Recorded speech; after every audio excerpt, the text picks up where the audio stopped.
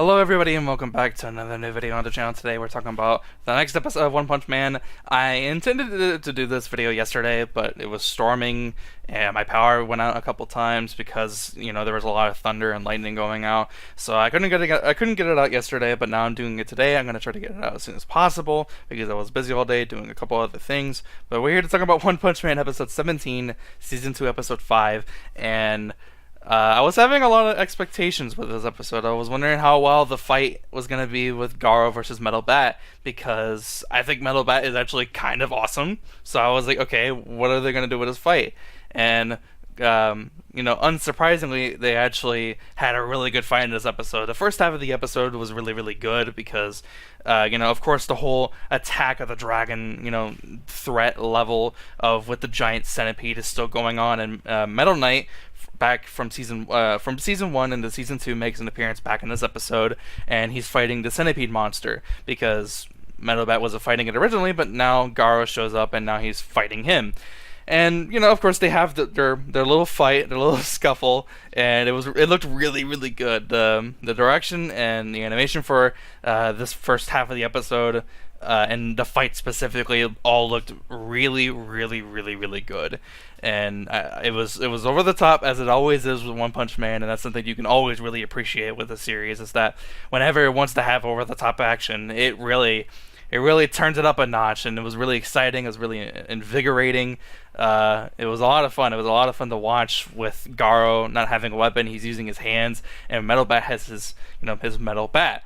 And of course, we know that, you know, Metal Bat was already fighting the centipede monster and a couple of other monsters beforehand, so he's not 100%. And Garou even acknowledges that, but he's still gonna go ahead and fight him anyways. So the fight was a lot of fun. There's a point in the fight where Metal Bat is on the ground and Garou kind of has his guard down and his hands are shaking, and then he kind of acknowledges the fact that, yeah, Metal Bat's freaking hits were a lot stronger than he was anticipating, more than he thought they were gonna be. And because in his mind he's thinking about like the class as heroes he's already fought, which is Tank Top Master and then now Metal Bat, and you know, he's kind of underestimating Metal Bat, it seems, because Metal Bat's little sister shows up, and you know, she's like big brother, and Metal Bat's about to swing his fucking bat and knock this dude out, and then of course his little sister intervenes, and now he's back on the ground, and then that's when the little sister decides to step in, and she's like, I was watching Geekdom review the episode, and he said in the episode he used his little sister as a shield of sorts,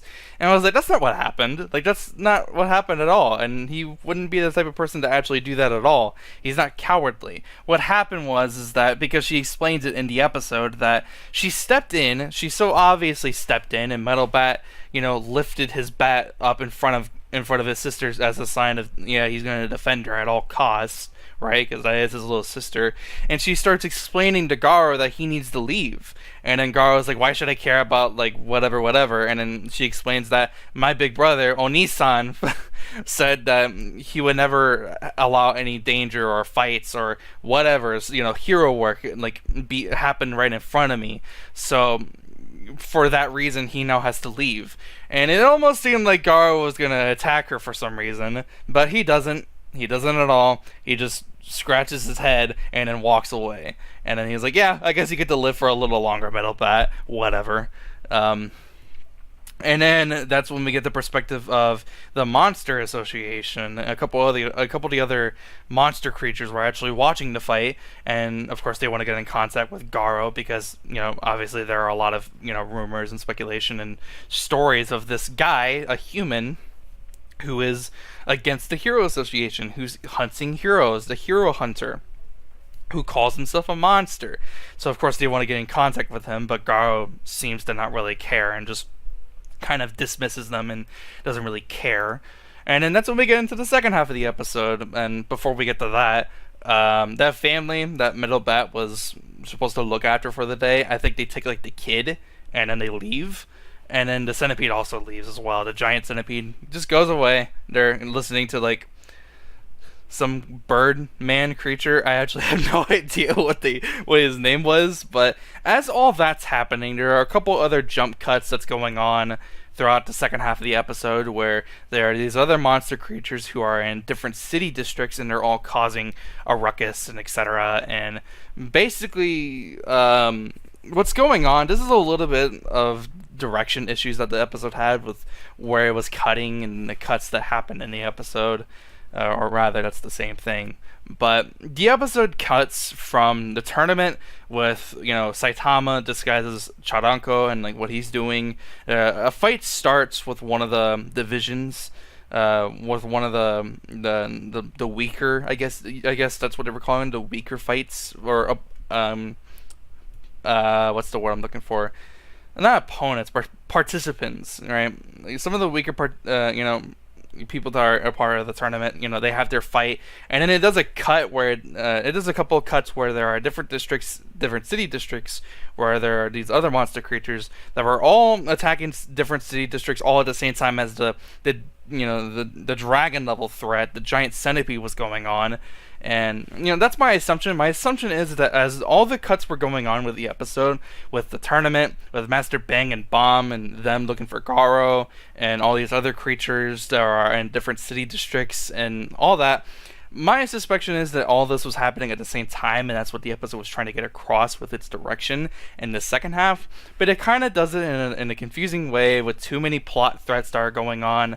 Like Fubuki makes an episode with like her whole Blizzard squad, or whatever they called it in the episode, and she's about to fight this dominatrix looking like girl, this creature, and that might be fun depending on what happens, but depending on what they want to show, they might cut a lot of it. Some other guy gets beat by this gorilla looking thing. I think it was like martial gorilla or whatever, that's what they called it. And then there's another guy who uses like electricity powers, and he's there. And then like it cuts away and it does some other stuff. It goes back to the tournament. There are these guys who are like in the tournament, and they're like, oh yeah, I'm gonna beat him. There's this other guy who's apparently never lost before, and actually was gone from the tournament for a while. I forgot his name.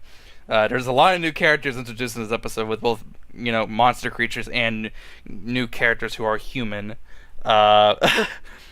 There's the guy who never lost before in a tournament. He disappeared for a while, but he came back, and now he's basically there for the prize money, and he already knows who he's gonna fight, because at the end of the episode and after the credits, they showed that Saitama was fighting a guy called Zakos. And of course, Saitama wins the fight, and the dude I was talking about, the guy who never lost a fight and is only there for the prize money, he was like, oh, I guess I know who I'm gonna fight at the end of the tournament, blah blah blah, right? And I'm like, okay, so how strong is this guy anyways? I hope that he's like really strong, surprisingly, because that's gonna make it a lot more interesting. But I just wonder what they're gonna do next, and I just wish the episode was a little bit more, I guess, consistent with its editing and direction, because it was confusing on a couple of times, and I can understand where some people were a little bit confused. But I think with how I think the episode was meant to portray, I think I got it pretty much spot on with what they were trying to do. But regardless, maybe that's just my assumption, maybe that's just my interpretation of things, but I could still easily understand if people were still confused with what the hell was actually even going on in the episode to begin with. But that's pretty much it. The episode kind of just ends there, and we're gonna have to wait and see what they're gonna do next with the tournament, what they're gonna do with these monster creatures, what are they gonna do with these creatures that are already in different city districts, what's gonna happen with this person, what's gonna happen with that person. Why the hell is fucking Genos watching the tournament even though he already knows Simon Thomas is gonna pretty much win this whole thing? Whatever. I'm interested to see what they're gonna do. But for now, I'm going to go ahead and leave out the video here and say that I am going to try to get my Mortal Kombat 11 video out pretty soon. Today's Wednesday, so maybe I'll try to get it out by Friday if I decide to record either later today or Thursday. Point is I'm going to try to get it out as soon as possible. Anyways, if you did enjoy for whatever reason, be sure to leave a like. And if you are new, subscribe for more videos just like this. I'll see you guys in the next video. Have a wonderful day. I'm out. Peace.